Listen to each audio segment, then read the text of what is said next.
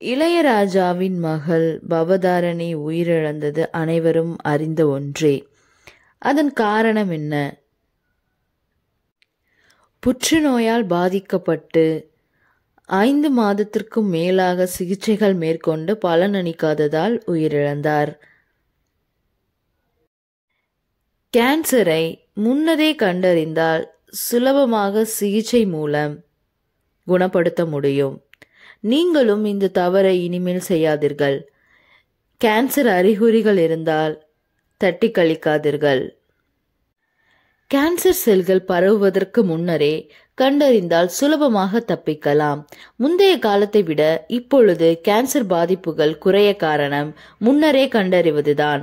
சிலர் அதிக கவனம் செலுத்தாதது, சில சிறிய அறிகுறிகளையும் கண்டு கொள்ளாமல் விடுவதுதான் பேராபத்தை விளைவிக்கும்.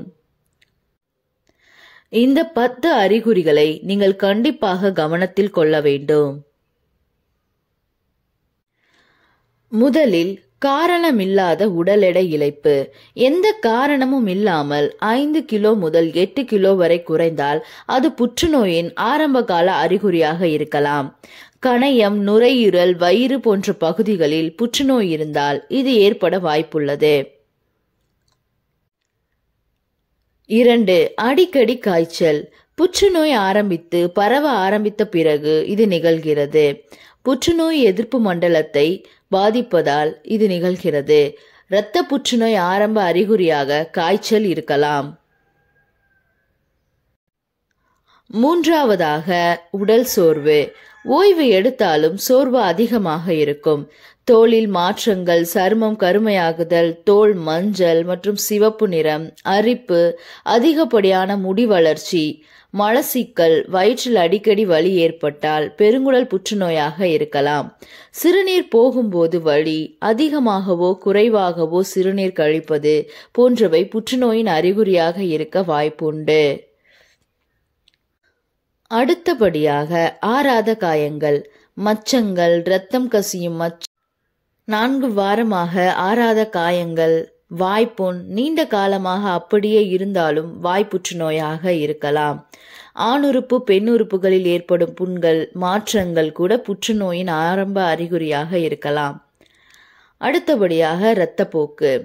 இருமும் போதும் மலத்தின் போதும் கருப்பையில் இருந்தும் இரத்தம் வழிவது புற்றுநோயின் ஆரம்ப அறிகுறியாக இருக்கலாம். சிறுநீர் கழியும் போதும் பெண்களுக்கு முளைக்காம்பில் வழியாக இரத்தம் வருவது மார்பக புற்றுநோயாக இருக்கலாம். அடுத்தபடியாக விழுங்குவதில் சிரமம், உணவு விழுங்குதல், அஜீரண கோளாறு போன்றவை அடிக்கடி தோன்றினால் அது புற்றுநோய் அறிகுறியாக இருக்கலாம். தொடர் இருமல், தொண்டை கரகரப்பு போன்றவையும் புற்றுநோயின் அறிகுறிகளாக இருக்கலாம். மேலே குறிப்பிட்ட அனைத்தும் 3 வாரத்திற்கு மேல் நீடித்தால் டாக்டரை அணுகுவது நல்லது. இந்த அறிகுறிகள் 2 வாரங்கள் மேல் இருந்தால் தயவு செய்து டாக்டரை அணுகுங்கள். வருமுன் காப்பதே நலம். உடல் நலத்தை விட வேறு எதுவும் எப்போதும் முக்கியம் கிடையாது. இதை நினைவில் வைத்து கேன்சர் அறிகுறிகளை முன்னரே கண்டறிந்தால் கேன்சரை சுலபமாக குணப்படுத்தலாம்.